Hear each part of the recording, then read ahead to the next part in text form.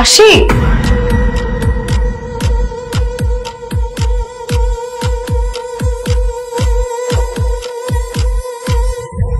কি ব্যাপার, তুমি এত রাতে অফিসে কেন আসছো? আমি তো এসেছিলাম তোমার খাবার দিতে, কিন্তু তুমি এত রাতে মেয়েটার সাথে কি করছিলে? আমার অফিসের কলিগ একটা পার্সোনাল মিটিং করছিলাম। আশিক, এই মেয়েটাকে আমরা পার্সোনাল টাইম কাটাচ্ছি, উনি পারমিশন ছাড়া কেন ঢুকলো? ম্যানারলেস। আমার ওয়াইফ।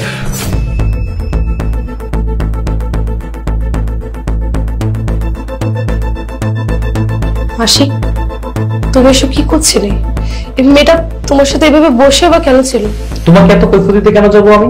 হ্যাঁ, আমি সাকসেসফুল ম্যান, আমার যা খুশি তাই করতে পারি। আমি আমার অফিসের কলিগদের সাথে একটা কোয়ালিটি মিটিং করতেই পারি, সব কৈফিয়ত কি তোমাকে দিতে হবে নাকি? আর তাছাড়া যারা সাকসেসফুল ম্যান তাদের পেছনে অনেক মেয়ে করে, বিশেষ করে আমার তো টাকা পয়সা আছে, আমাদের কোনো দিকে ঝুলে যায় এরকম, ইটস নট ম্যাটার। ও আচ্ছা, তুমি এখন সাকসেসফুল। তোমার মনে আছে তোমার সাকসেস হওয়ার আগে তোমার দুঃখের সময় পাশে কে ছিল?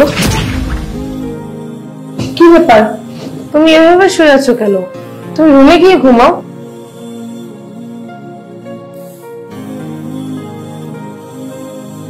আশিক, কি হয়েছে তোমার? তোমাকে এত চিন্তিত মনে হচ্ছে কেন? ব্যবসা অবস্থা তেমন একটা ভালো না, দিনের পর দিন শুধু লস আর লস। আহা, তুমি এসব নিয়ে কেন চিন্তা করছো? আর প্রতিটা ব্যবসায় লাভ লস থাকে, তুমি এগুলো নিয়ে এত চিন্তা করো না। আরে মানুষ দিন দিন উন্নতির দিকে যায়, আর আমার দিন দিন শুধু অবনতি হচ্ছে। ভালো লাগতেছে না, আমি যে কি করবো কিছু বুঝতে পারতেছি না। অনেক টাকার ব্যাপার, কিছু টাকা বেশি হলে কিছু টাকা বেশি ইনভেস্ট করতে পারতাম, তার একটু লাভটাও বাড়তি হতো, কিন্তু দিন দিন শুধু লস আর লস হচ্ছে। আমার ভালো লাগতেছে না। যদি আর 10 লাখ টাকা ক্যাশ থাকতো তাহলে মাসে ভালো টাকা ইনকাম হতো। আচ্ছা, তুমি কোনো চিন্তা করো না, আমার কাছে কিছু গয়না আছে। মা মারা যাওয়ার আগে আমাকে কিছু গয়না দিয়ে গেছিল। গয়নাগুলো কার জানো? মা যখন নতুন বিয়ে করে ওর বাড়িতে গিয়েছিল, তখন আমার দাদি মানে আমার মায়ের শাশুড়ি তাকে খুব শখ করে গয়নাগুলো দিয়েছিল, আর সেই গয়নাগুলো মাও আমাকে দিয়ে গিয়েছে। সেই গয়নাগুলো বিক্রি করে তোমার ব্যবসায় ইনভেস্ট করো। না না, তুমি কি বলতেছো? তোমার মায়ের গহনা মনে হচ্ছে তোমার মায়ের ইমোশন, এটা বিক্রি করে একদম ঠিক হবে না, আমি এটা করতে পারবো না। তুমি এসব নিয়ে ভেবো না, গয়নাগুলো চলে গেলে যাক, তাতে আমার কোনো সমস্যা নেই।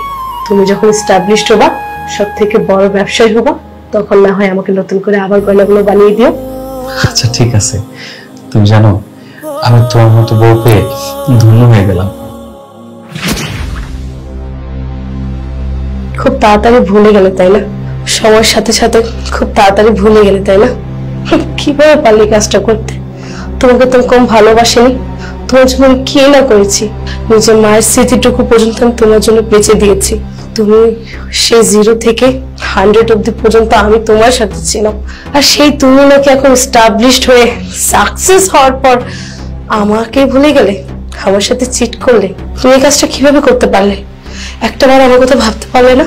যখন মেয়েটা তোমার সাথে বসেছিল, তোমাকে স্পর্শ করছিল, তখন কি আমার চেহারাটা তোমার চোখের মধ্যে ভেসে ওঠেনি? তুমি একটাবার ভাবলে না, যদি এই কথাগুলো আমি জানতে পারি আমার কতটা কষ্ট হবে? সারাটা ক্ষণ আমি তোমার জন্য অপেক্ষা করি, অনেক আশা নিয়ে বসে থাকি তুমি বাসায় আসবে, একসাথে এক টেবিলে বসে আমরা দুজন মিলে খাবো। তা না করে তুমি প্রতিদিন রাতে অফিসে থেকে যাও। আর কেন থেকে যাও সেটা আমি আজ খুব ভালো করে বুঝতে পারলাম। সমস্যা নেই, তোমার যেহেতু আমাকে এতই অপছন্দ, এতই বিরক্ত লাগে, তাহলে আমাকে আগে কেন বললে না? তাহলে আমি তোমার জীবনে থাকতাম না। যার জীবনে নাকি আমার কোনো মূল্য নেই, তার জীবনে থেকেই বা লাভ কি? সরি, আসলে ভুলটা আমার হয়ে গেছে। আমার টাকা পয়সা এমন ভাবে বেড়ে গেছে যে আমি অন্ধ হয়ে গেছি, পিছনের সমস্ত কথা আমি ভুলে গেছি। তোমার সাথে আমি অন্যায় করেছি, প্লিজ তুমি আমাকে ক্ষমা করে দিও, আমি এই কাজটা কখনো করবো না।